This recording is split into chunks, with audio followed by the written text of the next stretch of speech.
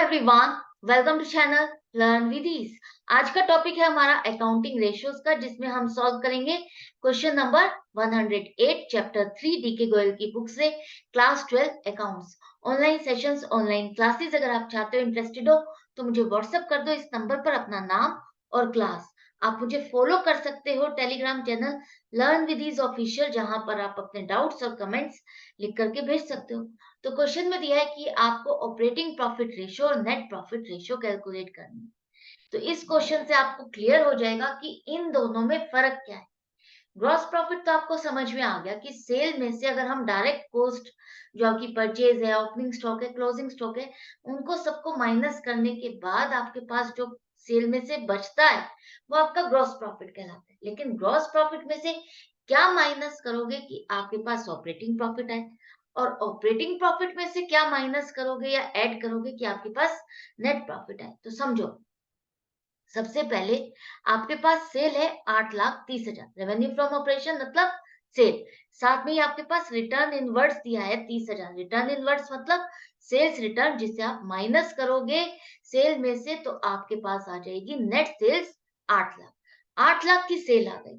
अब इस 8 लाख की सेल में से कॉस्ट ऑफ गुड सोल्ड आपको दिया हुआ है, cost of revenue from operation मतलब कॉस्ट ऑफ गुड सोल्ड, जो कि आपके पास है 5 लाख। तो 5 लाख अगर आप 8 लाख में से माइनस कर देते हो, तो आपके पास क्या आएगा? 3 लाख रुपया आपके पास आ गया ग्रॉस प्रॉफिट। इस पॉइंट तक तो आपको समझ में आ गया। ये नेट सेल में से अगर आपने cost of good sold minus किया, तो आपके पास आया ग्रॉस प्रॉफिट। अब यहाँ पर आगे और कौन से खर्चे माइनस करने? अगर आपने ऑफिस एक्सपेंस और सेलिंग एक्सपेंस को भी माइनस कर दिया, तो आपके पास क्या बचेगा? Operating profit.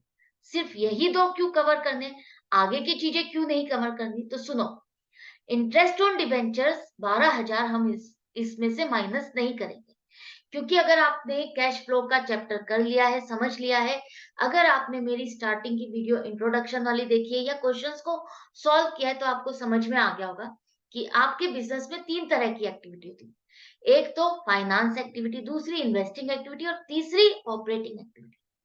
तो फाइनेंस एक्टिविटी में आप फंड इकट्ठा करते हो, पैसा इकट्ठा करते हो अपने बिजनेस को शुरू करने के लिए। तो जो फंड आपने इकट्ठा किया, वो आप शेयर को इश्यू करके कर सकते हो, डिबेंचर्स इश्यू करके कर सकते हो, या कोई लोन उठाते हो। तो उन सब पे जो आपको खर्चा करना पड़ रहा है, तो वो खर्चा आपका फाइनेंस एक्टिविटी में आएगा, ऑपरेटिंग एक्टिविटी में नहीं आएगा, ऑपरेटिंग का खर्चा नहीं माना जाएगा।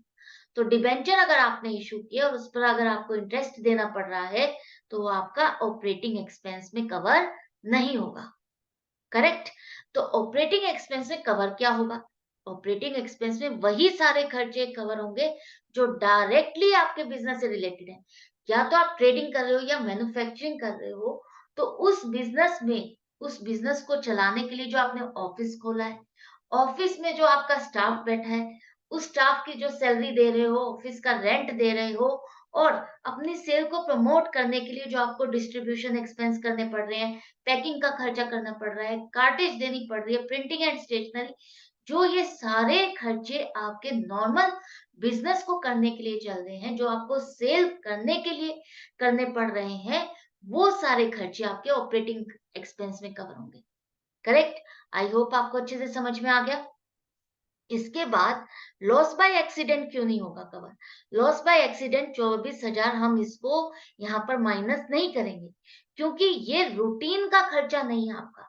ये एक हटके खर्चा है, जो कभी बाय एक्सीडेंट एक्स्ट्रा ऑर्डिनरी खर्चा हो गया, तो ये आपका रेगुलर बिजनेस के खर्चे में आप इसको कवर नहीं करोगे, इसको माइनस नहीं करोगे। ये आपका एक्स्ट्रा ऑर्डिनरी आइटम्स में आता है, एक्स्ट्रा ऑर्डिनरी एक्सपेंस में आता है। क्लियर है? तो ये भी आपका ऑपरेटिंग एक्सपेंस में कवर नहीं होगा। इसके बाद आपका आता है इंटरेस्ट रिसीव्ड ऑन इन्वेस्टमेंट। अब ये क्या है? जैसा कि मैंने अभी आपको बताया कि फाइनेंस एक्टिविटी करते हो, उस पैसे को इकट्ठा करके फिर उसके बाद आप इन्वेस्ट करते हो, जिसे हम कहते हैं इन्वेस्टिंग एक्टिविटी। इन्वेस्ट कहाँ-कहाँ करोगे? जो आप बिज़नेस करना चाहते हो, उसके लिए आपने ऑफिस खरीदा। ऑफिस खरीदा और उसके बाद आपने कोई और इन्वेस्टमेंट्स भी की हैं। जैसे कि किसी और कंपनी के शेयर खरीद लिए या आपने कोई बिल्डिंग ऐसी खरीद ली जिसको आपने रेंट पे चढ़ा दिया, तो वो जो आपने इन्वेस्टमेंट्स की, उस पे जो आपको पैसा मिल रहा है, इनकम मिल रही है, वो आपकी ऑपरेटिंग इनकम में कवर नहीं होगा, वो आपके ऑपरेटिंग खर्चे में भी नहीं आएगा, वो आपका ऑपरेटिंग प्रॉफिट का पार्ट भी नहीं बनेगा।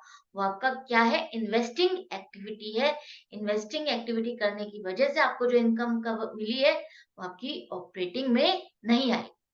तो आपको नेट सेल्स में से cost of good sold minus करना है, ऑफिस एक्सपेंस और सेलिंग एक्सपेंस, ये दो चीजें माइनस करो, और इसके बाद आपके पास आ गया 2,42,000। 2,42,000 अब आपका ये ऑपरेटिंग प्रॉफिट है, जिसको आप नेट सेल्स से डिवाइड करोगे, मल्टीप्लाइड बाय 100, परसेंटेज आ जाएगी 30.25%। मतलब कि आप अपनी सेल का इतना परसेंट ऑपरेटिंग प्रॉफिट अर्न कर रहे हो। आई होप आपको अच्छे से समझ में आ गया। ये रेशो बता रही है कि आप अपनी सेल में, आप जो सामान बेच रहे हो, उसमें आप एक्चुअल में सारे खर्चे घटाने के बाद इतना प्रॉफिट अर्न कर रहे हो, जो सिर्फ और सिर्फ आपकी बिजनेस से रिलेटेड है। जो आप बिजनेस कर रहे हो, सिर्फ हम उसी से रिलेटेड देख रहे हैं कि यही चीज करने के लिए मेरे को कितने खर्चे हुए और कितना मैंने कमाया। मान लो आप 3 तरह के अलग-अलग बिज़नेस कर रहे हो, तो आप एक ही चीज़ को देखना चाहते हो, तो आप उसी से रिलेटेड ही खर्चों को जोड़ोगे ना। सभी के खर्चों को तो मिक्स नहीं कर दोगे ना। तो वही चीज़ है कि आप जो बिज़नेस कर रहे हो, उसी बिज़नेस से रिलेटेड इसमें मैंने कितना पैसा लगाया, कितना बेच के मुझे मिला और क्या खर्चा किया, वो सब आप एस्टिमेट करते हो, वो सब आप कैलकुलेशन करते हो। क्लियर है? अब आगे देखो नेट प्रॉफिट में क्या-क्या कवर होगा। नेट प्रॉफिट में आपके सारे खर्चे माइनस हो जाएंगे और सारी जितनी भी तरह की इनकम है, सब प्लस हो जाएंगी और माइनस टैक्स भी होगा। तो अब आपका 8 लाख तो आपकी नेट सेल्स आ ही गई है। इसके बाद आपने 2,42,000 ऑपरेटिंग प्रॉफिट तक पहुंच गए। इस ऑपरेटिंग प्रॉफिट में से अब आप अगर इंटरेस्ट ऑन डिबेंचर्स को भी माइनस कर देते हो, लॉस बाय एक्सीडेंट भी माइनस कर देते हो, तो आपका आ गया 2,06,000।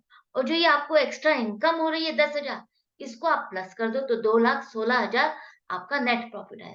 मतलब कि आप जो भी काम कर रहे हो, जो भी बिजनेस कर रहे हो, पूरे साल में आपको इतना प्रॉफिट हो रहा है 2,16,000, जिसके अगेंस्ट आपकी सेल कितनी है, 8 लाख। तो अब आपका नेट प्रॉफिट रेशियो हो गया 2,16,000 अपॉन 8 लाख मल्टीप्लाइड बाय 100, 27%। मतलब कि क्या निकल के आ रहा है इससे, नेट प्रॉफिट के लिए आपको कुछ भी सोचना नहीं है, उसको कोई मतलब नहीं है कि कहाँ से इनकम आ रही है, कौन-सा खर्चा किया है, क्या ये आपके इस बिज़नेस से रिलेटेड है या नहीं है।